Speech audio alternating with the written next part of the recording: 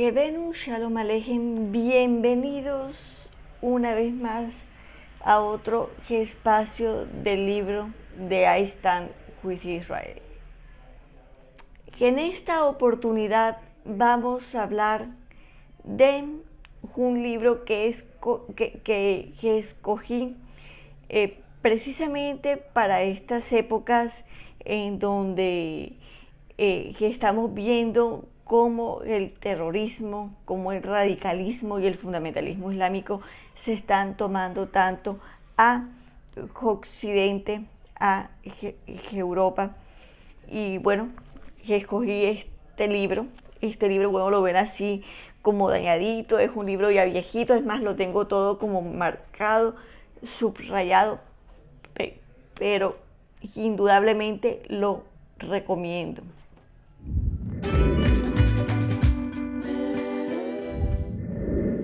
Quiero leer una pequeña introducción, bueno, que es un fragmento del libro de Reza Jefe Safa, que dice así, se llama Libertad y Justicia. Dice, dentro del espíritu humano hay una ansia de libertad y justicia que se asemeja a la justicia de Dios. Este espíritu es contrario a la estructura y naturaleza del hombre, que ha sido oprimido a causa de su color de piel. El hombre no fue creado para ser dominado o sometido, fue hecho para dominar. Por eso la segregación y la esclavitud son contrarias a la naturaleza humana, pero la libertad sin justicia, que es un concepto carente de sentido. Este libro es el testimonio de Reza Jefe Safa, quien fuera un musulmán chiita radical.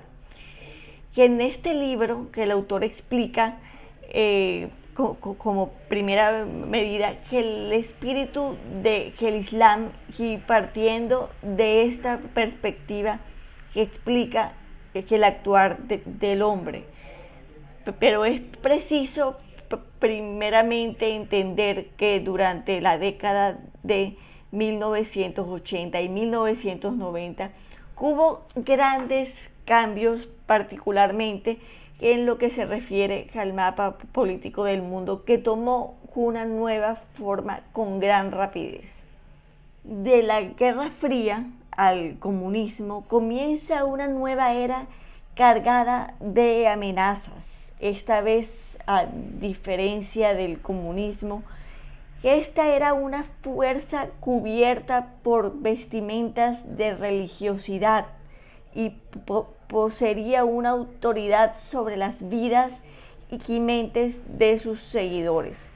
Que este poder pronto se convertiría en una amenaza para la paz mundial. El Islam es una religión mundial que tiene más de 1.000 millones de seguidores en el mundo. El Islam domina muchos escenarios políticos, sociales, étnicos y culturales.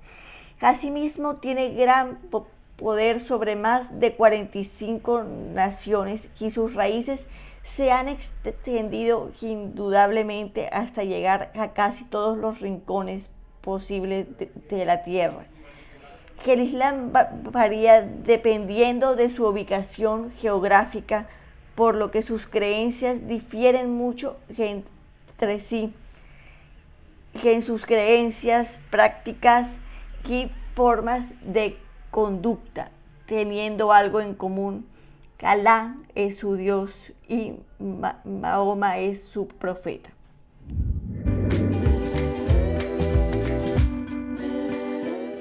El espíritu del Islam es expansionista, que se adueña de los territorios a la fuerza, usa el terror, la guerra y el derramamiento de sangre.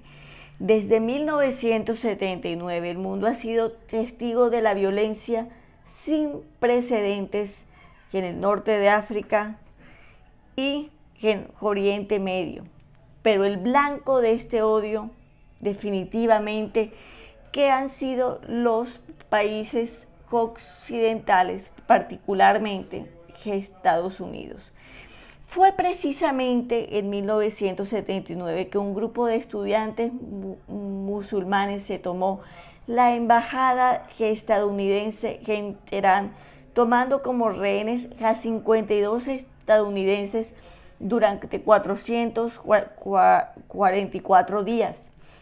Ese mismo año, en 1979, la embajada estadounidense en Pakistán fue incendiada por un grupo de fundamentalistas islámicos. Quiero dar algunos datos que tengo aquí sobre lo que ocurrió después de la revolución islámica de Khomeini, del Ayatollah Khomeini. 1982 en el Líbano, 37 estudiantes, muchos de ellos estadounidenses y de otros países, por supuesto, fueron tomados como rehenes por el Hezbollah, que el último estudiante fue liberado en 1991. Que el Hezbollah, quiero aclarar para quienes no saben, es el brazo armado de los ayatolas en el Líbano. En 1983, el Hezbollah llevó a cabo 3 ataques suicidas con bombas en la embajada y en los cuarteles militares de los Estados Unidos en Beirut, matando a 350 personas, entre ellas 241 que eran infantes de marina estadounidenses. En 1985, el Hezbollah dio un nuevo golpe secuestrando un jet de la TWA con destino a Beirut, matando a un buceador de infantes de marina estadounidense que iba a bordo. 1988, otro grupo islámico hizo estallar un avión de Pan American Airways en el aire sobre Escocia, matando a los 259 pasajeros que iban a bordo. Durante los años 80, cerca de 100 extranjeros fueron secuestrados por el Hezbollah y por lo menos 8 de esos rehenes, entre ellos estadounidenses, fueron asesinados. Durante la década de 1993, una poderosa bomba estremeció al Centro Mundial del Comercio en la ciudad de Nueva York, matando a 6 personas e hiriendo a unas 1000. El jeque Omar Abdel Rahman y 14 de sus seguidores fueron arrestados y acusados como responsables de haber puesto aquella bomba. La revista Times informó que ese líder ese jeque era el líder espiritual de grupos que estaban conspirando para hacer estallar un edificio del gobierno federal en Manhattan, el edificio de las Naciones Unidas y el puente George Washington. Durante las últimas 3 décadas del siglo XX, el Islam ha estado presente en los titulares de los noticieros en el mundo. Las actividades terroristas realizadas por fundamentalistas islámicos, así como otros acontecimientos de gran importancia, como la revolución islámica del Ayatollah Khomeini, el asesinato del presidente egipcio Anwar Sadat y la invasión de Kuwait por Saddam Hussein y la guerra del Golfo han causado gran preocupación en el mundo occidental.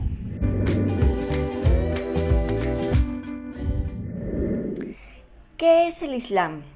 Esta es la pregunta fundamental para comprender todos estos eventos que se han suscitado en los últimos años en Occidente.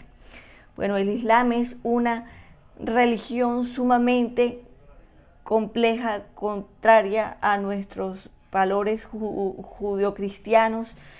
Muchos analistas políticos, inclusive eruditos, periodistas, han hecho incansables esfuerzos para definir y analizar el Islam, pero a pesar de la gran cantidad de investigaciones que se han hecho y teorías sobre el Islam, sigue siendo definitivamente, y como nos dice que el autor de este libro, sigue siendo una ideología no solamente obscura, sino sumamente irracional para la mente y la cultura de las sociedades occidentales. Para el musulmán, el Islam es un sistema sumamente completo, que abarca todos los aspectos de la sociedad, pero sobre todo todos los aspectos de la vida del individuo.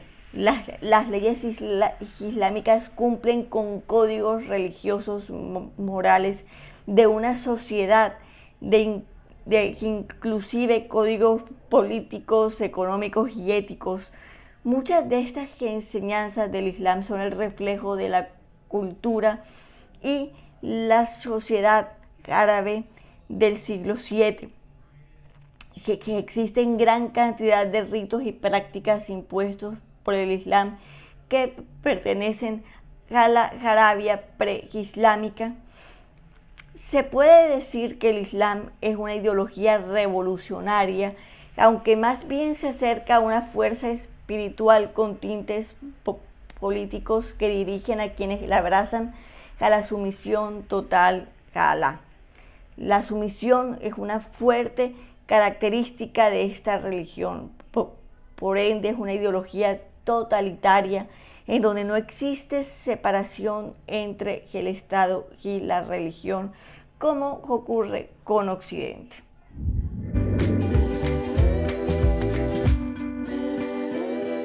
Hubo algo dentro de este libro que me gustó, y es una parte donde se habla de Mahoma y el origen del Islam. Entre las cosas que dice el libro es que cuando Mahoma tenía 23 años, se casó con una viuda de 40 años de nombre Jadilla, originaria de la Meca, y fue ella quien presentó a Mahoma a gente muy influyente de la sociedad de la época. Mahoma, por supuesto, comenzó a familiarizarse con la situación política y religiosa de aquella sociedad, que el pueblo árabe era un pueblo politeísta que adoraba a una serie de deidades, aunque también la comunidad judía y la comunidad cristiana eran bastante importantes en aquella sociedad. Entre otras cosas que habla el libro, dice que Mahoma comienza a tener sus primeras revelaciones a los 40 años, pero estas revelaciones fueron tomadas por sus seguidores y convertidas en lo que hoy en día es el Corán. Quiero aclarar que Mahoma era analfabeto. En cuanto a la migración, que es un tema muy importante en el Islam, la migración se le conoce como la hejira, que es cuando la migración tiene propósitos de conquista.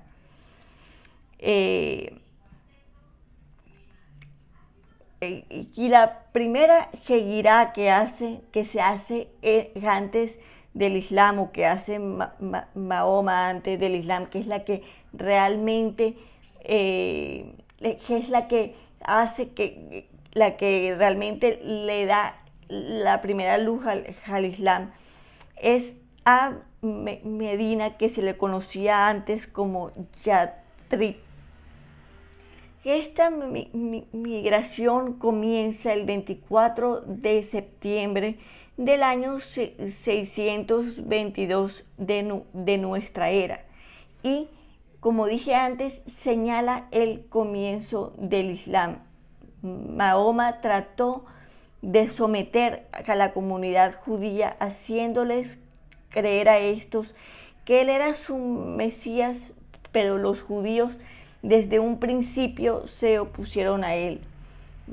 Mahoma y sus seguidores comenzaron a usar la violencia asesinando a los judíos, que en el sexto año de la Hejirá, en el año 628, Mahoma ya era un importante político del mundo árabe y la Meca era el centro del Islam, que se desarrolló de ser una pequeña secta para convertirse en un gran poder dentro del mundo árabe. Y en el año 632, con la muerte de Mahoma, el Islam ya se había convertido en un poder dominante dentro de la península arábiga. Y es a partir de la segunda mitad del siglo XX cuando el Islam comienza a ganar cierta identidad, cierta fortaleza. El petróleo se había conseguido ganar un protagonismo en la economía de muchos estados islámicos que se acababan de independizar. Los estados islámicos tenían gran poder político, que el fundamentalismo islámico se convirtió en el medio para contener a Occidente y la amenaza que significaba para las leyes islámicas. Con la revolución de el Ayatollah Khomeini en 1979 se reavivó aún más el movimiento islámico militante. Y es importante que sepan que el Islam es una religión militante.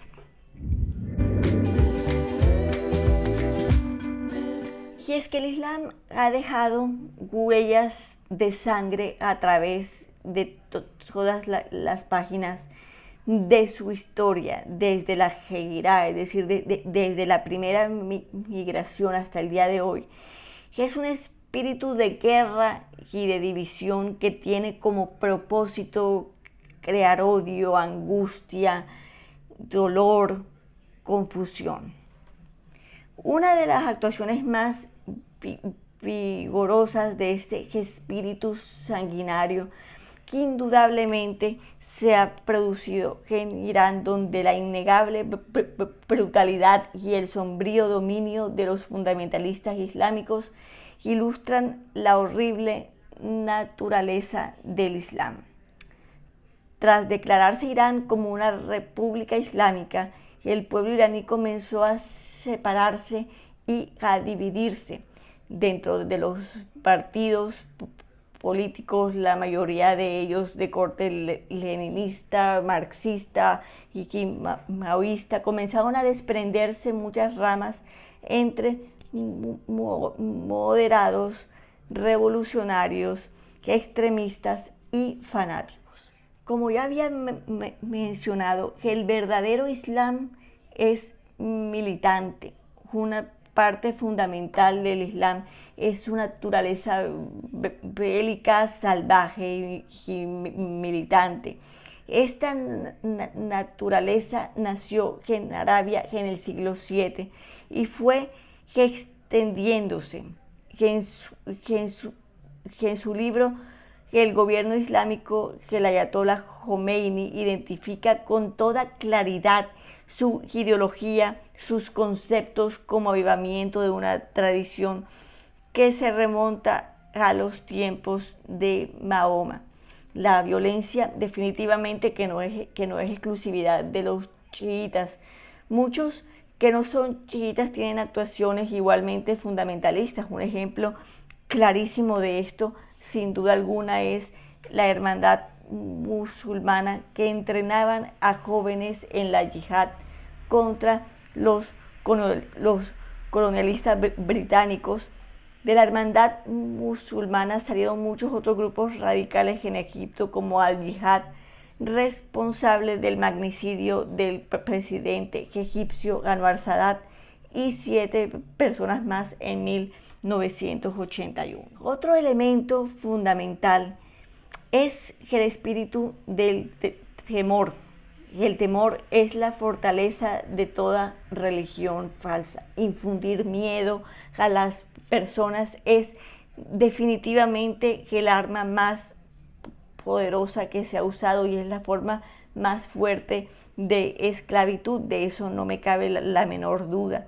El comunismo, que es un ejemplo excelente de esto, ya que controlaba a multitudes con el poder del temor. Recordemos la obra distópica de George Orwell, 1984, en donde esa figura llamada el Gran Hermano vigilaba a cada uno de los ciudadanos. Se les coartaba la libertad de pensamiento, la libertad de expresión, que si mal no recuerdo, tener pensamientos contrarios a lo que decía el gobierno, que en aquel momento era un delito y se castigaba. Desde tiempos de la Hejirá, cuando Mahoma y sus seguidores emigraron a la Meca, de la Meca a Medina en el año 622 hasta el día de hoy, el temor ha sido regla estratégica o ha sido clave en el Islam.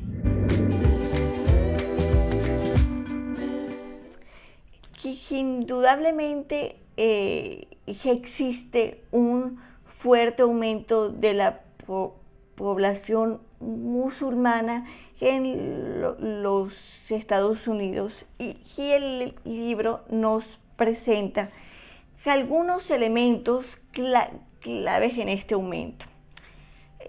Uno de ellos son las olas migratorias. Como ya había dicho, la migración es un elemento clave en el Islam. Y la llegada de islamistas no solamente a Estados Unidos, sino también a Latinoamérica, el por qué pasan por Venezuela, que el por qué han llegado a Europa tiene indudablemente una explicación.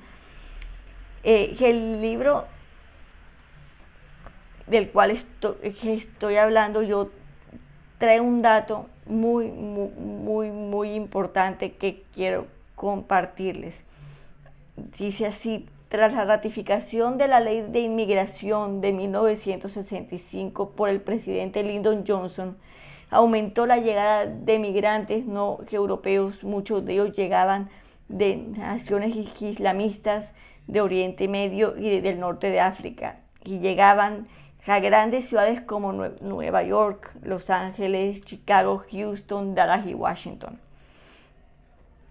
La alta proporción de nacimientos entre familias musulmanas, más allá de guerras con bombas, más allá de inmolarse, la guerra que está librando el mundo musulmán desde hace muchísimo tiempo es la guerra demográfica, y es que el crecimiento demográfico se debe a que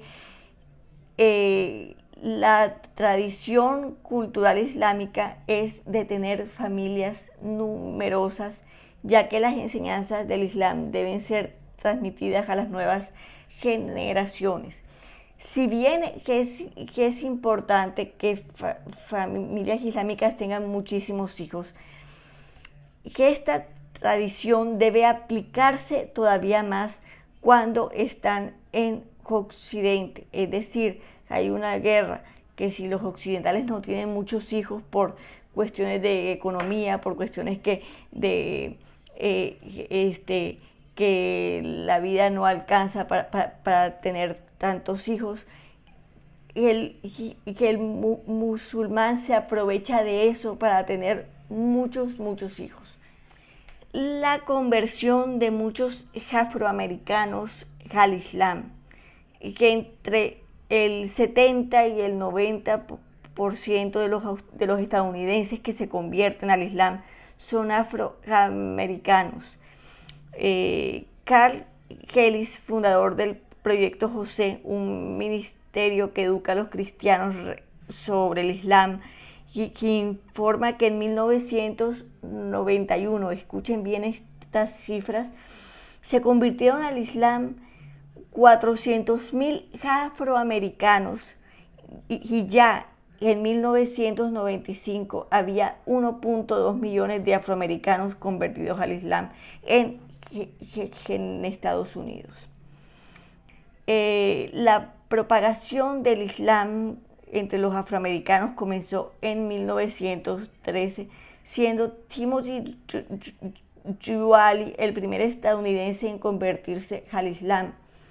Más adelante, en 1930, en Detroit nace el grupo Nación del Islam, teniendo su origen como una secta creada por Fard Mohammed.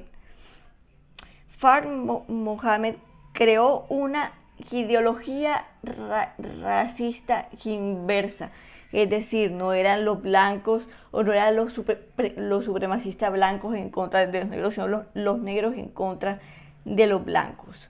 La segregación, la injusticia social, la brutalidad policíaca fueron elementos o fueron el caldo de cultivo que le abrieron las puertas a la infiltración del Islam a las comunidades afroamericanos. Un referente de esto es Malcolm X, quien sería asesinado en 1964 y fue considerado una de las voces más fuertes del movimiento musulmán negro.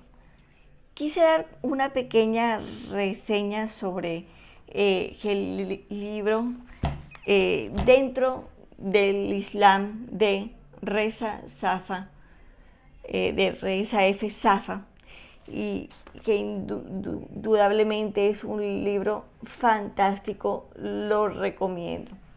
Bueno, nos estamos viendo dentro de un mes con otro libro de El Espacio del Libro. Bye.